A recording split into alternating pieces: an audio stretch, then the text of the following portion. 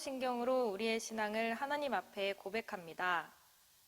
전능하사 천지를 만드신 하나님 아버지를 내가 믿사오며 그 외아들 우리 주 예수 그리스도를 믿사오니 이는 성령으로 잉태하사 동정녀 마리에게 나시고 본디오 빌라도에게 고난을 받으사 십자가에 못 박혀 죽으시고 장사한 지 사흘 만에 죽은 자 가운데서 다시 살아나시며 하늘에 오르사 전능하신 하나님 우편에 앉아 계시다가 저리로서 산자와 죽은 자를 심판하러 오시리라.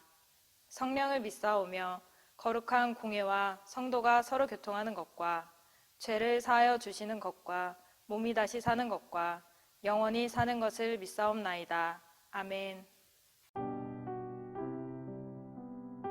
오늘의 말씀 사사기 19장 1절에서 10절 말씀입니다. 이스라엘의 왕이 없을 그때 에브라임 산지 구석에 거류하는 어떤 레위 사람이 유다 베들레헴에서 첩을 맞이하였더니 그 첩이 행음하고 남편을 떠나 유다 베들레헴 그의 아버지의 집에 돌아가서 거기서 넉 달 동안을 지내매 그의 남편이 그 여자에게 다정하게 말하고 그를 데려오고자 하여 하인 한 사람과 나귀 2마리를 데리고 그에게로 가매 여자가 그를 인도하여 아버지의 집에 들어가니 그 여자의 아버지가 그를 보고 기뻐하니라.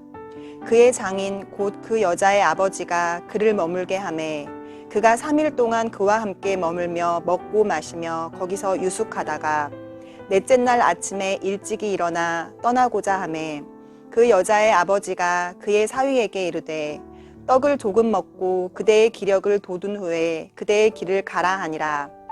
2 사람이 앉아서 함께 먹고 마시매 그 여자의 아버지가 그 사람에게 이르되 청하노니 이 밤을 여기서 유숙하여 그대의 마음을 즐겁게 하라 하니 그 사람이 일어나서 가고자 하되 그의 장인의 간청으로 거기서 다시 유숙하더니 5째 날 아침에 일찍이 일어나 떠나고자 하매 그 여자의 아버지가 이르되 청하노니 그대의 기력을 돋우고 해가 기울도록 머물라 하므로 2 사람이 함께 먹고 그 사람이 첩과 하인과 더불어 일어나 떠나고자 하매 그의 장인 곧 그 여자의 아버지가 그에게 이르되 보라 이제 날이 저물어 가니 청하건대 이 밤도 유숙하라. 보라 해가 기울었느니라. 그대는 여기서 유숙하여 그대의 마음을 즐겁게 하고 내일 일찍이 그대의 길을 가서 그대의 집으로 돌아가라 하니 그 사람이 다시 밤을 지내고자 하지 아니하여 일어나서 떠나 여부스 맞은편에 이르렀으니 여부스는 곧 예루살렘이라. 안장 지운 나귀 2마리와 첩이 그와 함께 하였더라. 오늘은 사사기 19장 1절부터 10절 말씀을 가지고 우리 레위인들의 타락상에 대해서 같이 말씀 나누며 은혜 받도록 하겠습니다. 먼저 1절부터 2절의 말씀을 보면 에브라임 산지에 거류하는 한 레위인은 첩을 두고 살고 있었던 것을 보게 됩니다. 하나님 앞에 구별되어서 정상적인 결혼 생활을 해야 될 사람이 첩을 두고 살고 있다는 것입니다. 이 레위인은 에브라임 산지 구석에 살다가 베들레헴으로 우리 첩을 찾아 떠나게 되는 그런 모습을 보입니다. 오늘 본문 19장 1절 말씀인데요. 이스라엘의 왕이 없을 때 그때의 에브라임 산지 구석에 거류하는 어떤 레위 사람이 유다 베들레헴에서 첩을 맞이하였더니 그렇게 말씀하고 있습니다. 여기 에브라임 산지 구석은 원문에 먼 곳으로 북쪽을 뜻하고 있는 것을 보게 됩니다. 이 레위인은 지정된 성읍에 정착하지 못하고 떠돌고 있다는 것을 우리에게 보여주고 있습니다. 이것은 사사시대의 레위인 제사장 중에서 하나님께서 맡겨주신 자기 분분을 제대로 감당하지 못하는 자들이 많이 있었다는 것을 보여주는 대목입니다. 그리고 그 당시 아내가 불임인 경우에는 첩을 둘 수 있었지만 이 레위인은 육체적인 만족을 위하여 첩을 둔 것으로 보여집니다.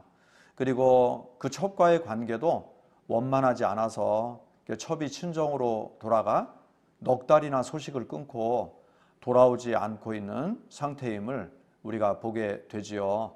2절에 보면 첩이 행음했다고 나오지만 고대 번역에는 싫어했다, 화가 났다로 번역되는 것을 보게 됩니다.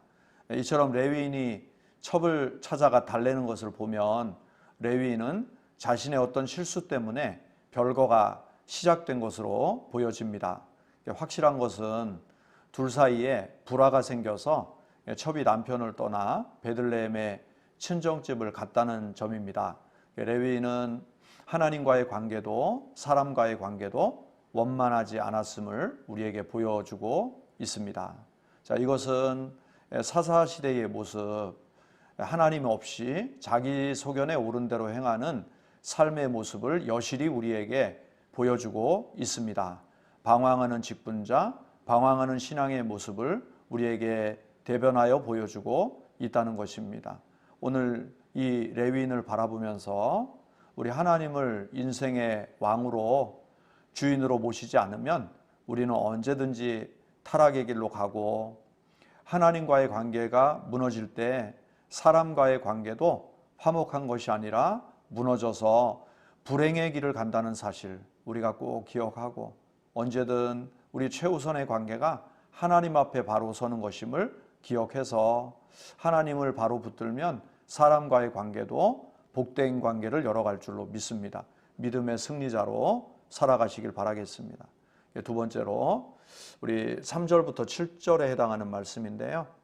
이렇게 레위인이 딸을 데리러 베들레헴에 갔을 때 그 딸의 아버지 장인이 찾아온 레위인 사위를 극진히 환대하는 모습이 나옵니다. 사사기 19장 3절 말씀 읽어드리면 그의 남편이 그 여자에게 다정하게 말하고 그를 데려오고자 하여 하인 한 사람과 나귀 2마리를 데리고 그에게로 가매 여자가 그를 인도하여 아버지의 집에 들어가니 그 여자의 아버지가 그를 보고 기뻐하니라. 아마도 당시의 풍습은 여기 본문에 보니까 넷째 날부터 레위인 사위가 그 장인의 집을 떠나려 했던 것을 볼 때 사위를 대접하는 일반적인 기간은 보통 3일 정도였던 것 같습니다. 그런데 3일의 일반적인 접대 기간이 끝났음에도 불구하고 오늘 장인은 사위를 보내지 않으려고 합니다. 넷째 날도 다섯째 날도 레위인은 장인의 강한 환대의 권면을 마다하지 못하고 더 머물게 되는 것을 우리 본문을 통해서 볼 수가 있습니다. 어떻게 보면 둘 사이에 어떤 서로를 환대하려는 좋은 모습 같이 보여지지만 우리 레위인의 직분을 생각해 볼 때 이것은 세상 감정에 타협하는 것이고 자기 맡겨진 일에 대한 세상과의 어떤 타협의 모습을 보이고 있는 것을 우리가 보게 되는 것입니다. 이 레위인은 하나님이 맡기신 자신이 마땅히 해야 할 일에 대한 단호함이 없었던 것을 보게 되죠. 좋은 것이 좋은 거다라는 식의 태도를 지금 보이고 있는 것입니다.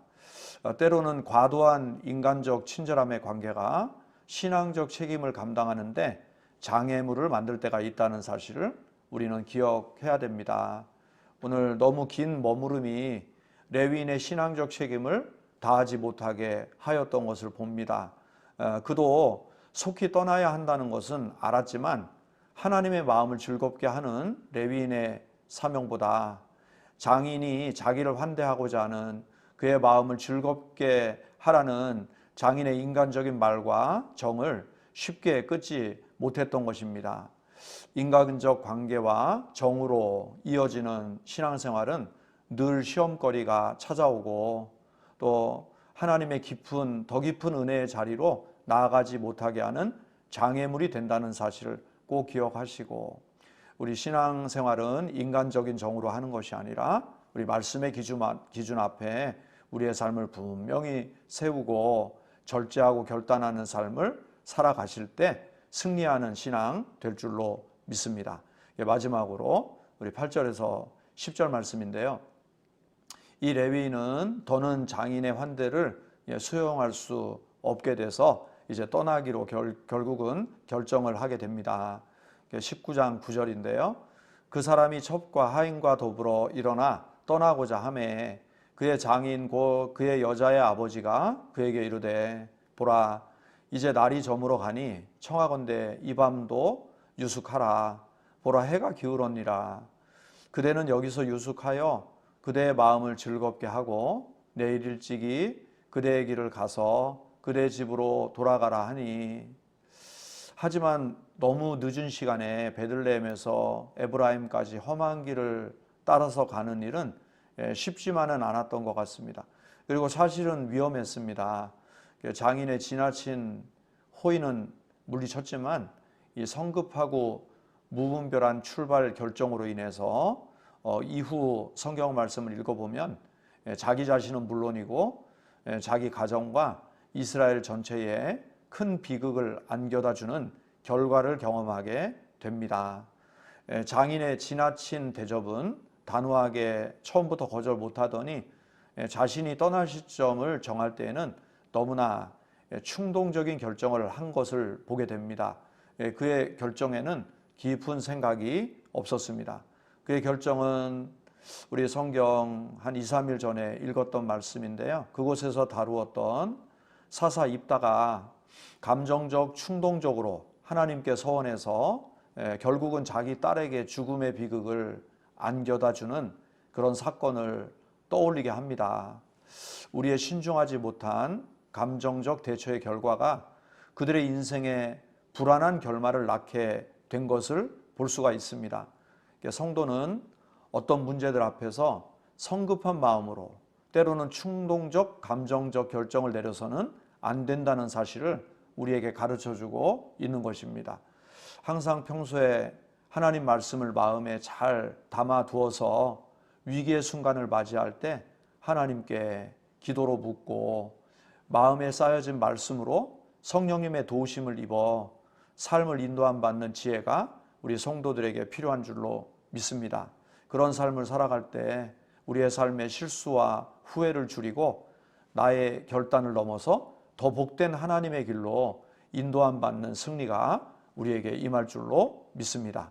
말씀 마치고요. 오늘 3가지 정도 같이 나눴는데요.